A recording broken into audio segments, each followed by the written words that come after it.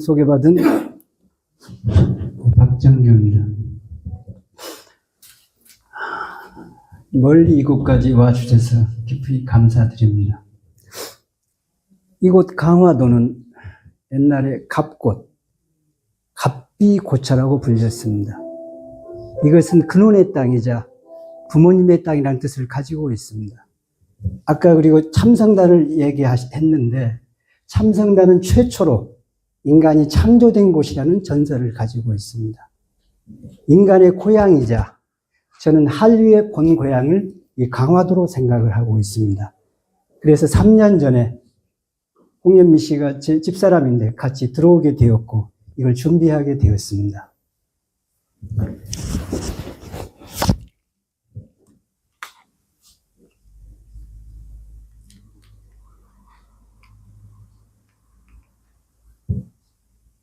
오늘 제가 말씀드리는 것은 인간을 사랑한 위대한 수호신이 있었습니다. 아득한 옛날, 까마득히 먼 곳, 북두칠성에서 인간을 사랑한 위대한 수호신이 지상에 내려왔습니다. 그는 지상에 내려와서 모든 동식물을 창조하였고 자신의 모습을 본떠서 인간을 만들었습니다. 이 위대한 수호신은 인간을 자신의 친자식처럼 사랑하였고 창조된 인간에게 모든 지식을 전수해 주었습니다. 집 짓는 법, 농사 짓는 법, 문자와 숫자, 법률과 제도, 식물학, 동물학, 도구의 제작과 사용, 이 모든 것을 알려준 것이었습니다. 비로소 인간은 짐승과 같은 생활을 하고 인간은 그 생활을 벗어나서 문명의 생활을 나아가게 된 것이죠.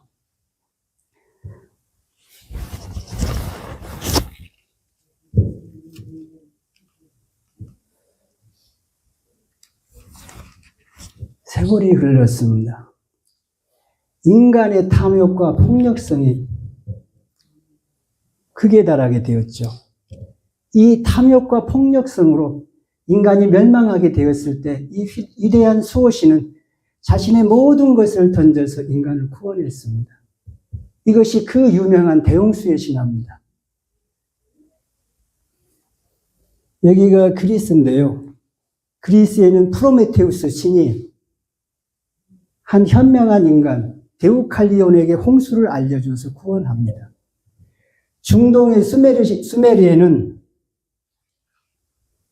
과학의 신이자 창조의 신, 지혜의 신 엔키가 한 현명한 인간 우투나피스팀을 선택해서 인간을 구원합니다. 인도에는 마누가 인류를 구원하고 남미에는 비라코차, 마야에는 케찰코아틀, 몽골에는 부르칸 신화가 있습니다. 그리고 우리 한국에는 목도령이 인류를 구하고요. 이 인류를 구한 이 신화와 전설은 광범위하게 지구촌의 모든 곳에 전해오게 된 것입니다. 그리고 아까 환웅천왕님 말씀을 했는데 그 환웅천왕님이 지상에 내려와서 인간에게 많은 걸 알려주면서 천부인 세계를 남겨놓았습니다. 지금까지 천부인 세계가 무엇인지 정확히 모르고 있습니다. 이것은 우주의 비밀을 간직한 위대한 보물인데 이 보물이 밝혀졌을 때 인류의 운명이 바뀌게끔 준비가 된 것입니다.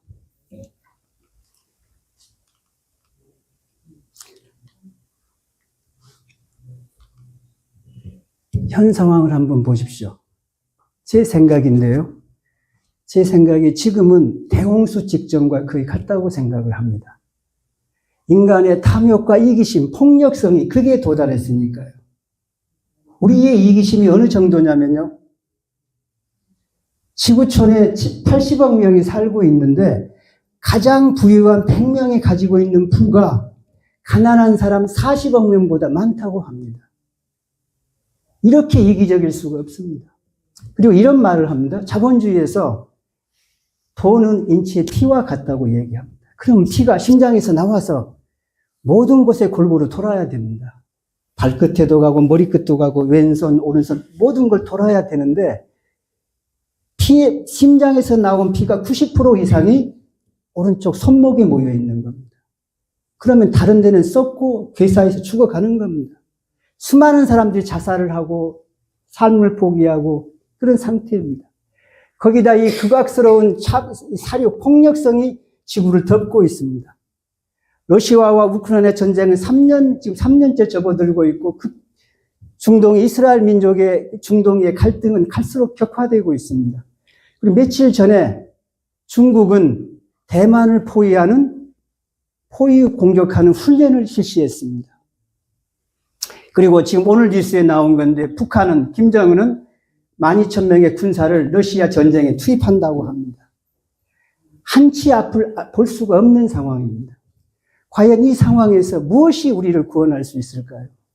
러시아의 독재자 푸틴은 한 나라를 멸망시킬 수 있는 이 핵미사일 사르맛인데요. 이것을 발사하면서 전 세계에 으름장 놓고 협박하고 있습니다. 여차하면 이 핵미사일을 쓰겠다는 거죠. 그럼 무엇이 우리를 구원하겠습니까? 무기가 우리를 구원할 수 있을까요? 핵미사일이 우리 안전을 보장할 수 있을까요? 탐욕의 자본주의가 우리를 구할 수 있을까요? 저는 아니라고 봅니다. 독립운동가이자 사상가인 김구 선생은 이렇게 말했습니다. 인류가 왜 불행하냐? 우리가 왜 불행하냐? 지식이 부족하냐? 과학기술이 없냐? 돈이 없냐? 그게 아니라고 그랬습니다.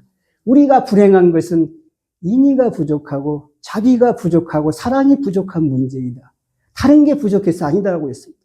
이 인의와 자비와 사랑을 함양하는 것은 그건 문화다. 그리고 우리 민족이 다른 건 다 모르겠지만 나는 문화 강국이 되는 걸 원한다. 이렇게 얘기한 적이 있습니다. 저는 이게 맞다고 생각합니다. 문화만이 우리를 구원할 수 있습니다. 차원 높은 진리, 도덕, 그것만이 인류를 구원할 수 있다고 저는 생각을 합니다.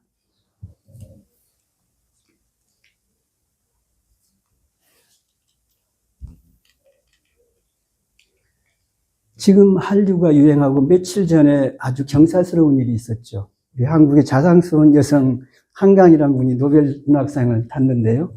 이 한류를 일찌감치 예견한 분이 있습니다. 제가 초청장에도 이 게오르그 분을 얘기를 했는데 이분은 한국에 3번, 4번 왔다 갔습니다. 너무나 경이로운 인물입니다. 5번인가요? 이대에서 강연하고 저기 대구 계명대 조선 광주에가 강연하고 이분은 거의 사상과 철학가를 하면서 거의 예언가입니다. 홍익인간만이 인류를 구원할 수 있다고 한 거예요. 한국의 사상과 문화를 연구하고 한국의 지형을 연구하고 놀라운 말을 얘기했습니다. 한국의 모양이 열쇠다. 열쇠의 나라다. 지구촌의 모든 문제, 모든 난제를 다 모아서 해결할 나라가 한국이라고 한 겁니다. 너무나 놀랍습니다.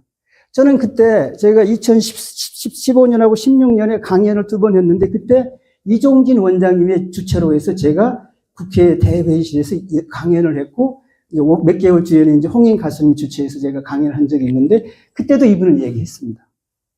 한국의 게오르그 기념관을 세워야 된다.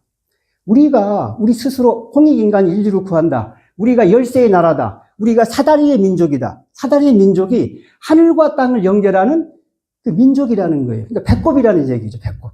하늘과 땅을 연결하는 배꼽, 사다리다 이거예요. 그럼 우리가 스스로 그 얘기를 하면은 좀 멋쩍습니다. 근데 다른 나라 사람이 이렇게 얘기하니 얼마나 좋습니까? 그래, 강연을 저는 기념관을 세워야 된다고 말을 했는데 아직까지 안 세워졌는데 가장 좋은 장소가 이곳이라고 생각이 듭니다. 강화도죠. 인류의 배꼽이자 인류의 고향이자 한류의 본고장이니까요. 하여간 경이로운 인물이고 그 다음에 이분도 루돌프 슈타이너인데 문명의 전환기에는 그 빛을 밝히는 문명의 새로운 걸 설계하는 민족이 등장한다고 그랬습니다. 그 성배민족, 중심민족이라고 그랬는데 2000년 전에는 중동의 유대민족이 그 역할을 했다는 거예요. 근데 또 근원적 전환기다, 지금은요. 20세기 후반, 21세기 초는 더 근원적으로 변하는 시기인데 유대민족이 아니라고 그랬습니다. 뭘 얘기했냐? 그 민족은 극동에 와 있다. 높은 이상을 가지고 순박하면서 도덕적인 그 민족이 있는데 그 민족에 의해서 새로운 뜻이 온다고 얘기를 한 거죠. 결국 이것도 한국으로 드러나게 됩니다. 그러면 한국에 뭐가 있어 이런 얘기들을 했을까요? 저는 이분들이 얘기한 홍익인간과 물론 앞으로 전 세계는 통합되게 되어 있습니다. 그 전에 우리는 위기를 겪을 거라고 저는 생각을 하고 있습니다. 고난이 올 거라 보는 거예요. 왜냐하면 그 타너 선사가 그 얘기를 했어요. 아이가 태어날 때 엄마 뱃속에 있습니다. 태어날 때 산통을 겪습니다. 이 산통을 겪고 하나의 세계를 파괴해야 더 넓은 세상을 깨우치게 되는 거잖아요. 나와야 됩니다. 그때 산통을 겪어요. 그 산통을 겪는 고통이 인류가 새로운 시대에 들어가는 고통이라는 얘기예요. 그걸 깨고 나와야 된다는 얘기죠. 그러면 많은 사람이 희생되는 건 필연인데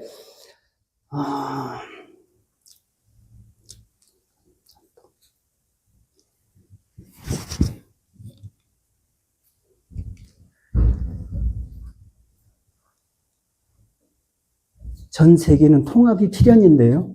그러면 지구촌이라는 말이 상징하듯이 하나의 마을이 됩니다.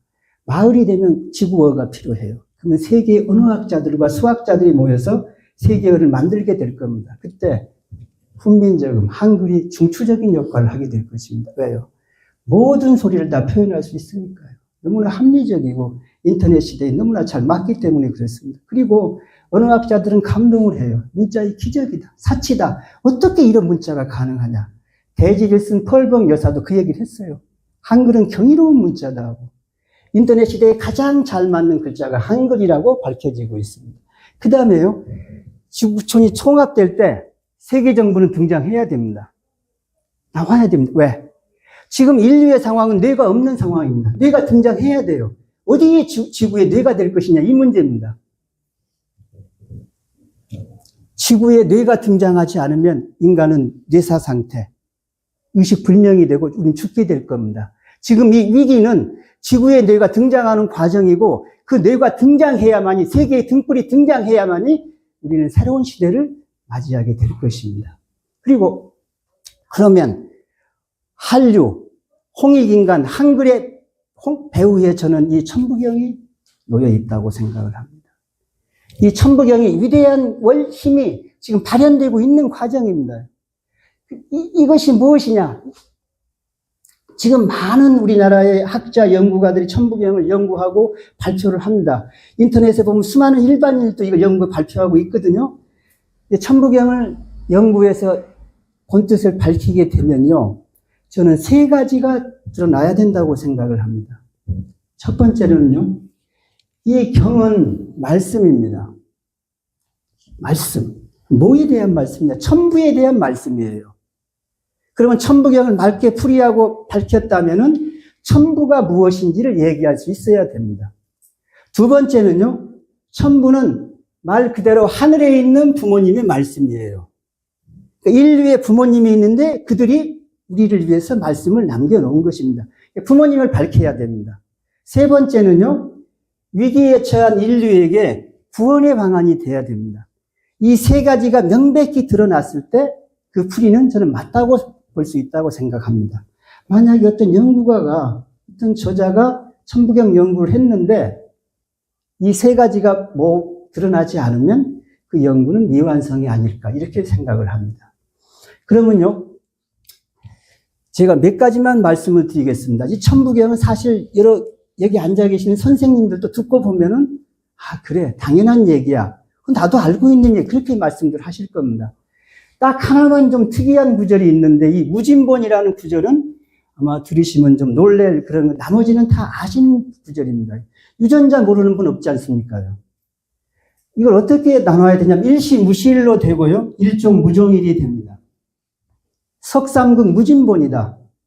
그리고 천일일, 지일이, 113으로 나가는데요. 일시무실 석삼극 무진본에서 천부경은 우주에 대해서 기본적인 걸 밝혀놓은 거예요. 이게 우주다 이거예요.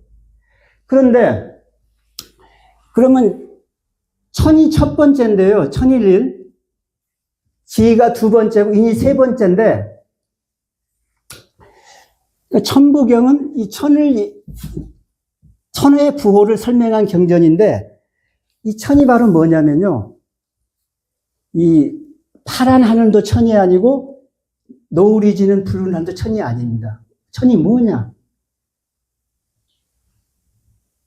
우주 공간에 나갔을 때 펼쳐지는 그것을 얘기합니다.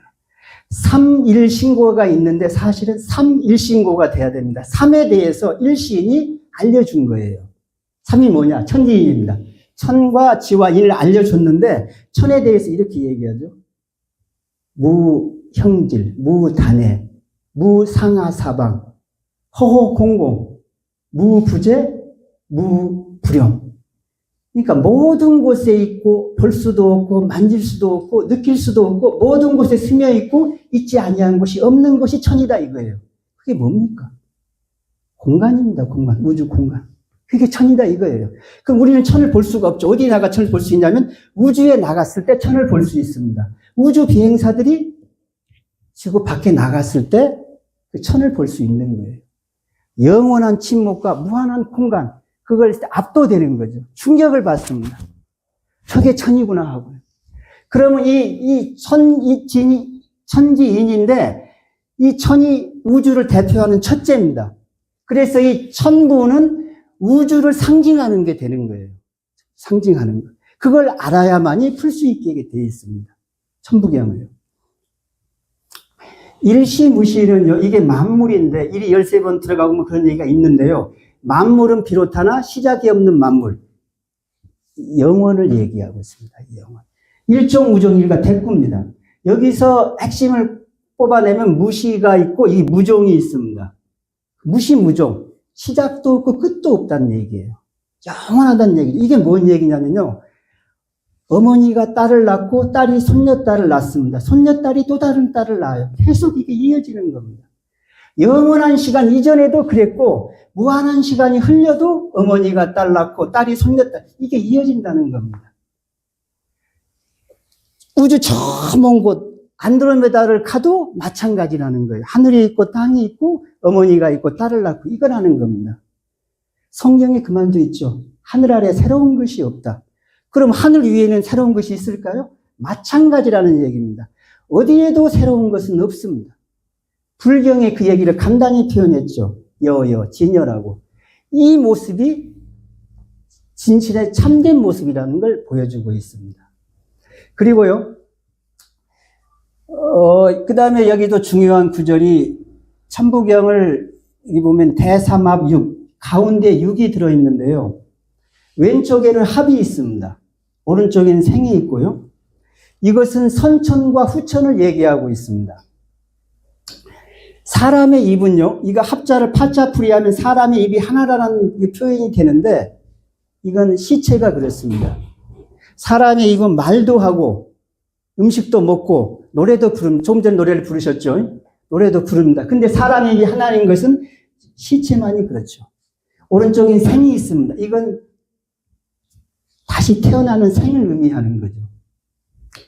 그러니까 여기가 가운데가 6 핵심인데 왼쪽은 죽음의 문명, 게으르고가 얘기한 지금의 25시 죽음의 문명을 얘기하고 있고 오른쪽은 생의 문명인데요. 앞으로의 문명은 후천 세계는 생의 문명이 된다는 겁니다.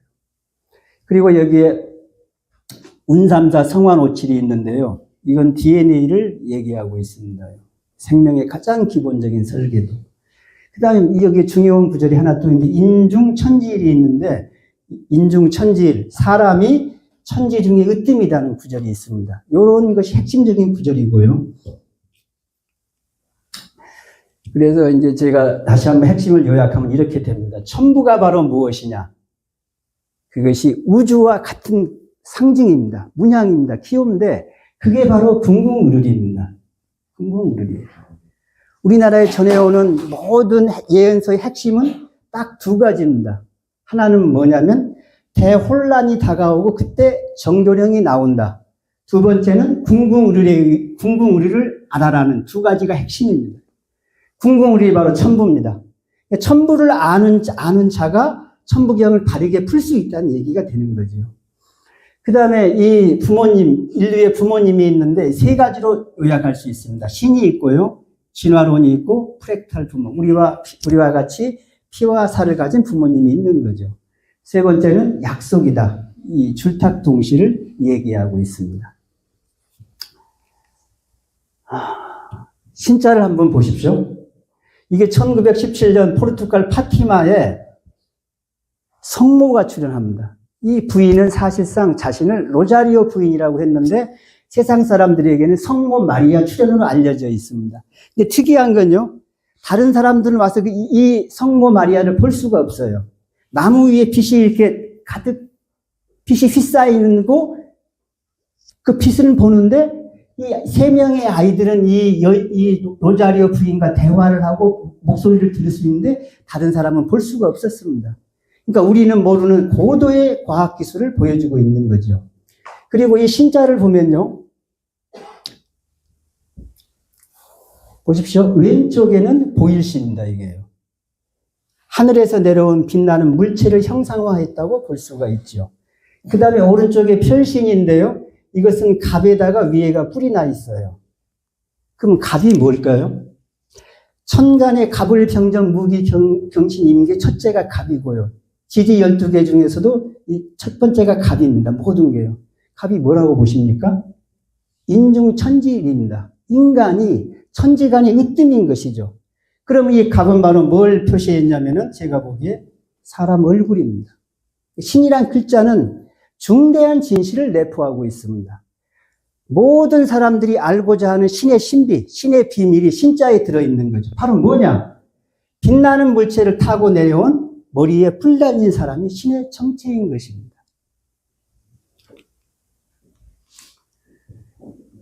진화론에 대해서 잠깐 제가 말씀을 드리겠습니다. 진화론은 1859년 탈스 다음 이 사람입니다. 이 책을 썼어요. 이 책에서 뭐라고 주장했냐면 하나의 단세포 생물이 출현했고 모든 생물이 우연히 만들어졌다, 합성됐다고 얘기하는 겁니다. 그런데요, 이걸 보십시오. 이게 종의 기원 책인데요. 이 책은 한 500페이지 됩니다. 14장으로 이루어져 있고요. 이 책이 우연히 만들어질 수 있을까요? 바람이 불어가지고 나무가 깎이고 페이지가 싹 묶어진 다음에 잉크가 들어가서 글자가 될 수 있을까요? 1억 년에 안 될 겁니다. 그렇죠?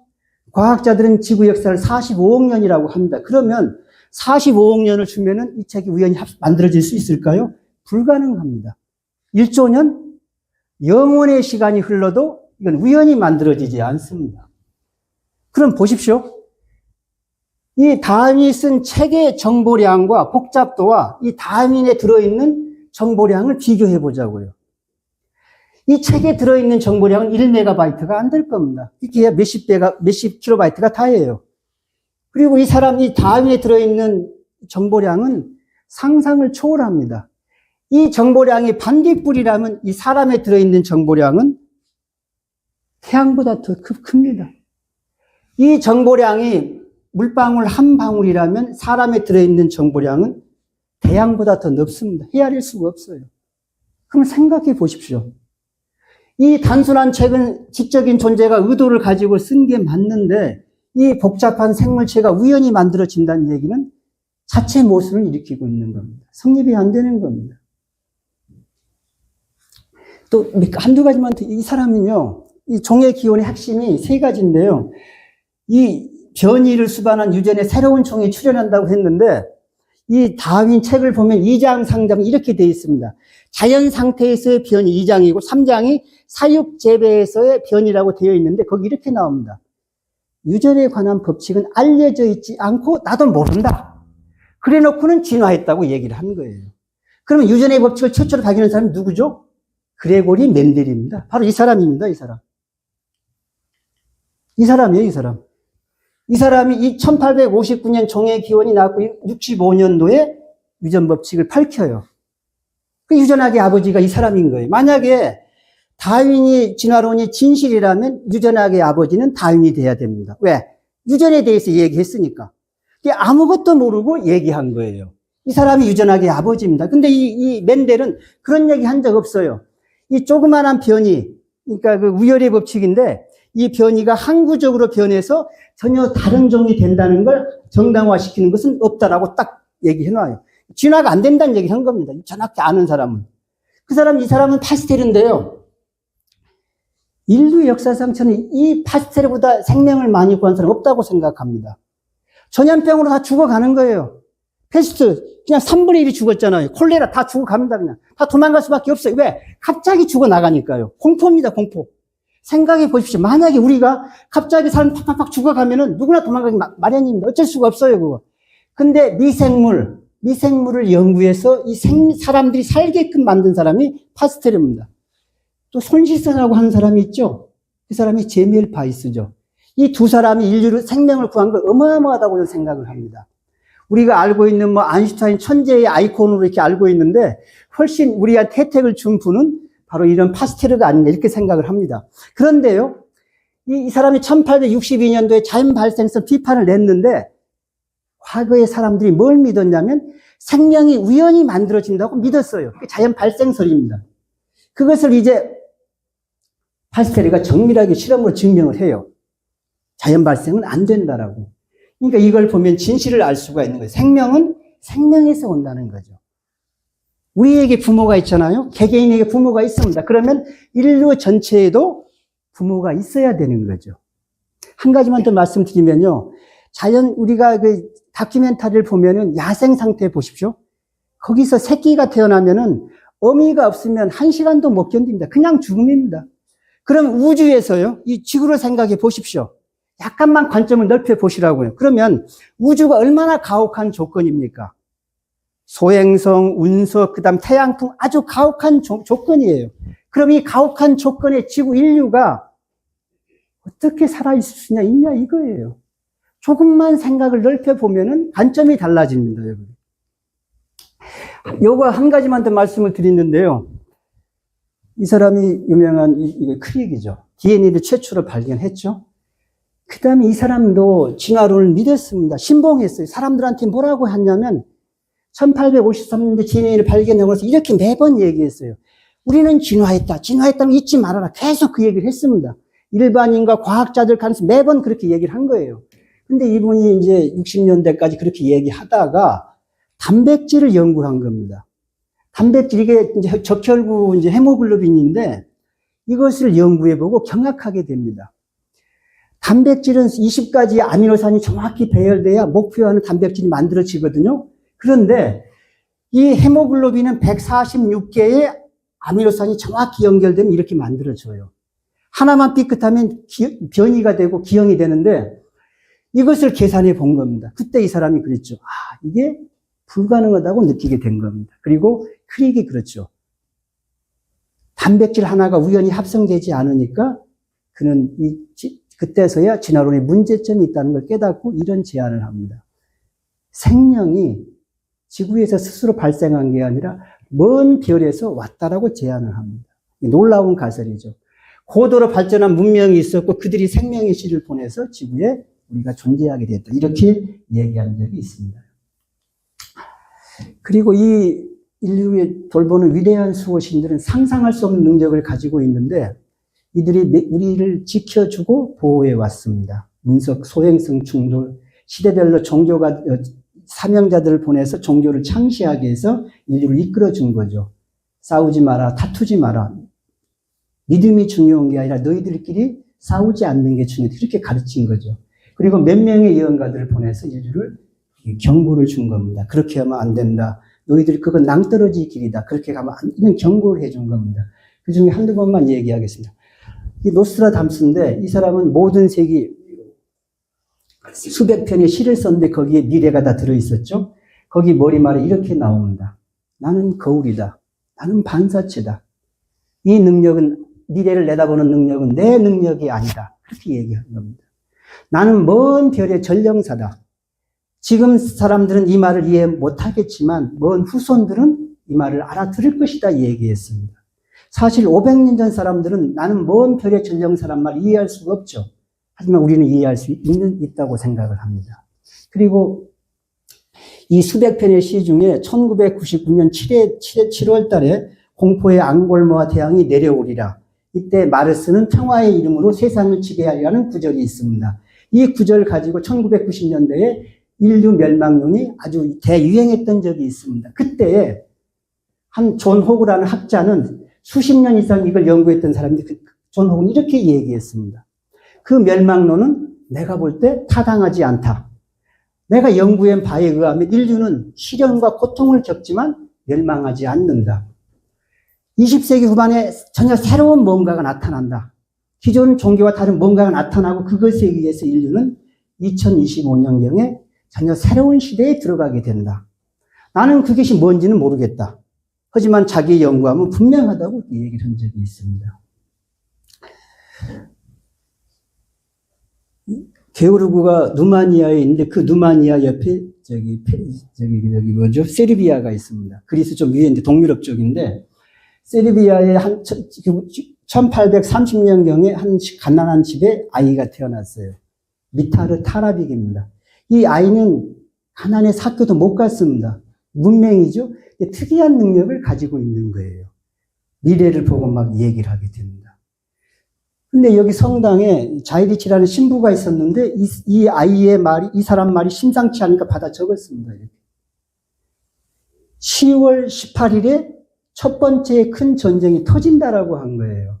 정확히 그날짜에 1914년도에 독일이 세르비아를 침략합니다. 1차 세계대전이죠.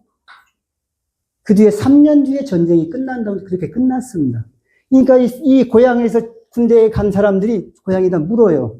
뭐라고 얘기했냐면 이 타라빅이 전쟁이 끝난 해에 이제 신부님이 죽는다고 한 거예요. 그러니까 막 전쟁 빨리 끝내라고 문의를 하는 거예요. 사실은 전쟁이 끝나고 나서 그 신부가 죽게 된 것이죠.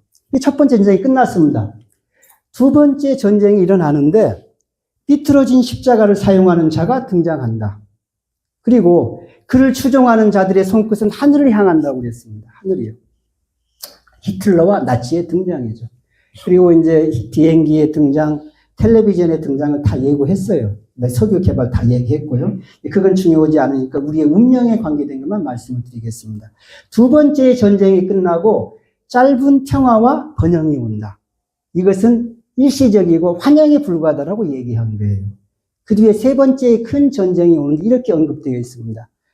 가장 크고 분노한 이가, 화가 난 이가 가장 강력한 이를 공격하면서 세계 3차 대전이 일어난다고 한 겁니다.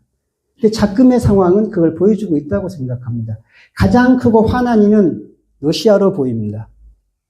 러시아는 지금 우크라이나 전쟁을 하고 있는데 아무리 우크라이나 군인이 용맹해도 사실 러시아와 경쟁이 안 되죠. 우크라이나가 저렇게 견디고 있는 것은 미국과 유럽이 도와주기 때문입니다. 계속 푸틴은 미국과 유럽이 도와주면 가만두지 않겠다. 핵무기를 쓰겠다고 협박하고 있는 상황입니다. 이 상황은 예언과 일치합니다. 근데 여기서 타라빅은요, 이때 세 번째 큰 전쟁이 터지면 많은 사람들이 희생이 된다. 희생이 된다. 그리고 이 시기에 동양에서 어떤 일이 일어난다고 한 거예요. 동양의 현자가 출현한다. 동양의 현자의 무리가 출현하고 그것에 의해서 인류는 위기를 극복하고 새로운 시대를 맞이한다라고 얘기를 한 겁니다. 비슷한 얘기죠, 아까하고요. 그 다음에 이 추베도도 같은 얘기를 하고 있습니다. 56번과 57번이 있는데 추베도는 당나라 이순풍이 쓴 건데 정확도가 가장 높은 것 중에 하나죠. 56번은 핵전쟁을 암시하고 있습니다.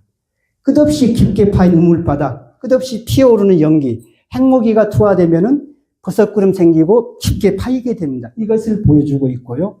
57번에는 이 구원의 존재가 등장하는 걸 묘사하고 있습니다. 빨간 동양과 파란 서양이 싸울 때 구원자가 등장한다. 신이라고 표현되어 있는데 이제 번역은 신의 아들이라고 표현되어 있습니다. 그게 등장해서 나머지 60장까지 가는데 인류는 새 시대를 맞이한다고 되어 있습니다. 그 다음에 이제 잘 아는 이분이 타너 선사죠. 이분은 여러 가지 대단한 예언을 하신 분인데 이렇게 얘기했습니다. 인류가 멸망이냐 생존이냐 불구덩이에 서덕일 때 인류 구원의 방안이 한반도에서 마련된다고 그랬습니다. 이 상황이 지금의 상황이라고 생각하고 있습니다. 근데 이 타너 선사는 그 인류의 구원의 방안이 뭔지는 정확히 밝히지는 않았습니다. 이제 그게 드러나야 되겠죠. 그 다음에 봉우 권태훈 선사죠. 우리나라 3대 근대 예언가로 탄어선사와 봉우선사, 그리고 이 차길진 선사님을 예를 들 수가 있는데, 이분은 아주 대단한 얘기를 많이 했죠. 1920년대에 한 도시를 멸망시키는 핵무기를 예언했습니다. 아무도 안 믿었죠. 45년도 히로시마에 투하되고 일본이 패망하게 되죠. 그리고 많은 예언들을 했는데, 이분은 이 봉우선사의 제자 조성택이라는 분이에요. 근데 이제 이 얘기를 TV에, 유튜브에서 한 겁니다. 봉우선사가 돌아가시기 한 6개월 전에 계시면서 자꾸 이제 모든 걸 물어본 거예요. 이렇게 얘기한 거죠. 봉우선사가 뭐라고 했냐면, 대도인이 출연을 하는데 천부경 연구를 잘하면 좋은 세상이 빨리 오고 잘못하면 늦게 온다. 극단적인 예언을 한 거예요. 이분은 이제 그 얘기를 듣고서 이렇게 증언을 하는 거고요. 그 다음에 이제 이 차길진 선사는 이제 저하고 인연이 깊습니다. 2018년도에 만났을 때 이제 저한테 그랬죠. 새 시대가 온다. 새 시대가 곧 온다. 천부경 해설서를 써라. 이제 그렇게 하고 제가 이제 별에서 온 천부경을 그때 초고를 써서 2년 전에 출간을 하게 되었습니다. 지구의 상황은 세계의 등불, 인류의 뇌가 등장해야 됩니다. 그러면 어디 있냐 이게 문제죠. 제가 얘기하는 것이 이제 인터넷에 많이 나와 있고 유튜브에 많이 있는데요. 이것을 단순한 한민족을 손을 안 놓고 이제 그렇게 얘기할 수 있는데 저는 그렇게 안 봅니다. 왜냐하면요. 인간이 무엇이냐? 인간은 문명을 이룹니다. 그 문명이 뭐냐 이거예요. 문명을 이루는 기본적인 두 가지가 있습니다. 그렇죠? 이 두 가지가 동북아시아에 모여 있습니다. 그러니까 서양의 수많은 사상가들이 서양에 보면은 절망하는 거예요. 길이 없으니까요. 슈팽글레, 소규의 몰라, 게오르고 너셀 수많은 사상과 철학 전부 연구하고는 서양에는 답이 없다고 한 겁니다. 왜? 절망하니까요. 죽음의 25시니까. 그러면 왜 이 극동을 중요시했냐? 문명이라는 것은요, 인간 정신이 언어를 통해서 밖으로 구현해 놓은 겁니다. 그러면 지구촌에 수많은 사상과 문화가 있는데 인간 정신을 대표하는 게 뭐가 있겠습니까? 제가 보기엔 홍익인간 이화세계예요. 언어가 있어야 인간이 무엇을 할 수 있습니다. 우리가 뭘 하든 간에. 그러면 이 인간을 인간답게 하는 이 문명을 이루는 모든 요소가 동북아시아에 모여 있기 때문에 이곳이 지구의 뇌가 될 수밖에 없고, 만약에 이 지구의 뇌가 등장하지 않는다면 인류는 파멸로 간다고 저는 보고 있습니다. 그렇죠. 이게 이제 아까 제가 우리를 보호했다고 하는데 몇 가지 증거입니다. 이건 좀 잠깐 얘기하고 말씀을 드릴게요. 이게 자이콥스라는 이제 군 관계자인데 1960년대에 이걸 찍었어요. 이게 뭐냐면 미사일입니다. 핵미사일. 핵미사일이 발사가 되는데 이걸 찍고 있잖아요. 그 다음에 발광체가 날아오더니 위를 선회를 합니다. 빙글빙글 돌더니 마치 보여주기 게임 하듯이 보여주듯이 광선을 한두 번 쏘고 이것이 추진력을 잃고 떨어지는 거예요. 아이가 날카로운 면도칼을 가지고 놀면 엄마가 말리잖아. 애야 다친다. 그러지 말라. 마치 그렇게 보여주는 거예요. 너희들 그거 갖고 핵무기 갖고 놀면 다친다. 그걸 보여주는 겁니다. 이 사람이 그 당시 정부의 명령을 받고 입을 다물었는데 30년 이상 지난 뒤에 양심의 가책을 느낀 거예요. 뭐라고 하냐면 나는 진실의 은폐자다. 얘기해야 되겠다고 얘기를 하는 거예요. 이렇게. 이 사람이. 그 다음에 2013년에 어떤 일이 나냐면 러시아의 조그만한 시베리아 쪽에 도시가 한 10만 돈 도시에 운석이 출현했는데 그때 놀라운 일이 있었습니다. 그때는 처음에는 몰랐어요. 나중에 보니까 이 운석이 폭발을 하는데 이 뒤에서 뭔가 나타나고 관통을 합니다. 그 다음에 이것이 부서져 가지고 다 잔해가 돼버린 거예요. 이게 장면을 이제 자동차 그 블랙박스가 많으니까 다 찍은 거예요. 분석하니까 나오는 거죠, 이게. 이게 보고되고 있었던 거죠, 이것도요. 그리고 이건 이제 아까 이게 파티마에서 많은 사람들이 본 신의 그거였고요. 제가 아까 말씀을 드렸고요. 이게 우주 공간이 천이고요. 지, 행성과 별들이 지입니다. 세 번째가 인이고요, 이게. 근데 우리 모습은 현재 이런 상태고, 이 여성은 어떤 게, 이 자비, 보이지 않는 그 연민, 측은지심으로 노인을 도와준 모습이고요. 무진본이 이게 가장 이제 그 중에 놀라운 얘기인데요. 이게 뭐냐면, 만물이 원자로 이루어져 있습니다. 원자와 공허인데 이 원자가 사실 이제 핵이 있고 전자가 있고 소립자가 있는데 그 소립자가 하나의 거대한 우주라는 겁니다. 그 소립자 속에도 수많은 별들과 행성이 있고 우리와 비견될 만한 지적인 존재가 있고 그것을 무진본이 그걸 보여주고 있습니다. 이게 프랙탈인데요. 이게 무슨 얘기냐면 이게 놀라운 충격을 주는 건요. 우리가 이 단단한 지금 이 바닥을 발을 딛고 있잖아요. 근데 이 단단한 바닥, 땅이든 바위든 이거 끝없이 쪼개지는 겁니다.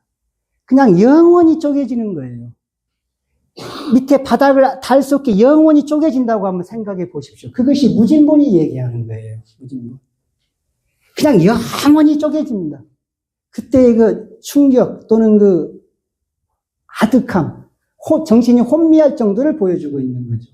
이 무진본은 그 얘기를 하고 있는데 이것이 가장 어떤 그 충격적인 그런 진실 중에 하나입니다.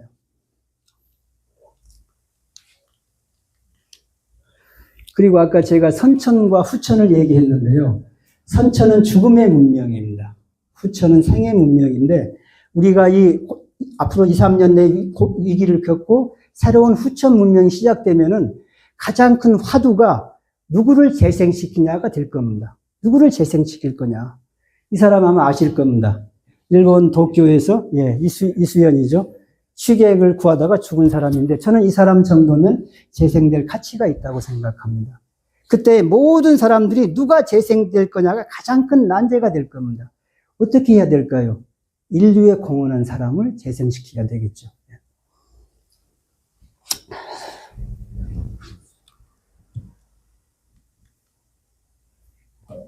독수리죠. 강력하죠. 흰머리수리, 검독수리 강력합니다. 지구가 왜 이렇게 됐냐면 아까 김구의 말처럼 과학이 진보했고 달에 갔다 오고 양자 컴퓨터가 나오고 저 작은 미립자를 다룰 수 있고 인공지능이 모든 문제를 해결할 수 있는데 왜 우리가 이렇게 힘들고 어렵게 살아야 되냐 이거죠.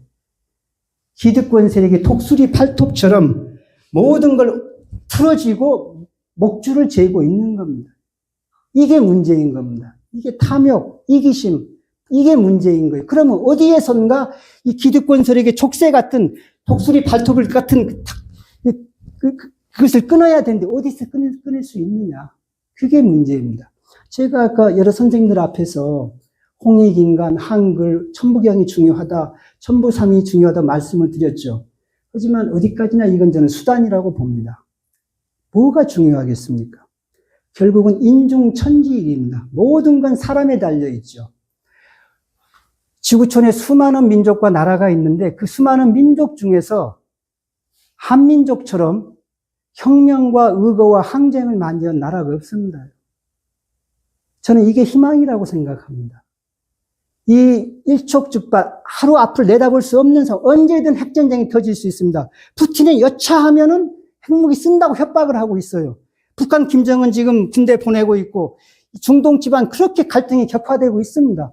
대만을 언제든 중국은 치겠다고 하고 있고요. 이 상황에서 무엇이 인류를 구할 수 있을까요? 그 등불이 저는 한민족이라고 생각합니다. 왜냐고요? 천부경이 있어서 홍익인간이 있어서 이건 수단에 불과합니다. 결국은 사람입니다. 사람이죠.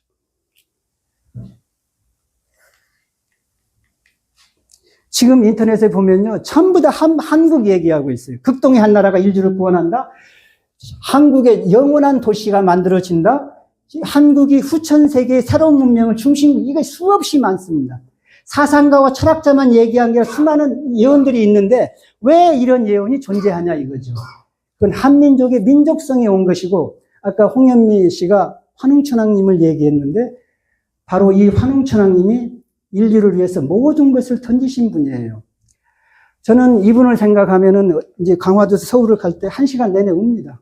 울 수밖에 없어요. 아는 만큼 보인다는 얘기가 있잖아요. 그분이 어떻게 해서 우리를 구했고 우리를 위해서 어떻게 했는지 아니까 울 수밖에 없고 저는 이 일을 할 수밖에 없는 겁니다. 한 명이 하면 2명이 되고 4명, 8명 증가하는 거죠. 이 환웅천왕, 제가 이분은 사진은 못 실었는데 적합한 없어서 못 실었습니다. 이 환웅천왕의 민족성이 한민족의 민족성이에요. 우리 민족성에 그게 남아있기 때문에 그렇게 몽고가 침략했을 때 50년 동안 투쟁했고, 임진왜란 때 의병들이 그렇게 일어나서 일본군을 격퇴했고, 그 다음에 구한 말에 의병들이 그렇게 일어났고요. 동학농민현쟁 다 그겁니다. 3.1 만세운동, 물산장려운동, 1945년 해방된 뒤에 신탁동지 반대운동, 그게 다 어디서 왔냐? 환웅천왕님에서 온 거예요. 인류를 그렇게 구원했던 그분이죠. 그분입니다. 그분의 힘이 이게 바로 80년 광주민주화운동, 월드컵 응원운동, 전부 다 거기서 온 거예요. 그래서 만약에 이 시기에 한민족이 일어나지 않는다면 저는 인류는 길이 없다고 생각합니다. 그래서 저는 천부경책을 냈고 동료들과 함께 배꼽알이락을 냈고 이 상황을 전 세계에 알리고 영화를 만들어서 폭발적으로 일으키려고 준비를 하고 있습니다. 제 얘기는 여기까지입니다. 감사합니다.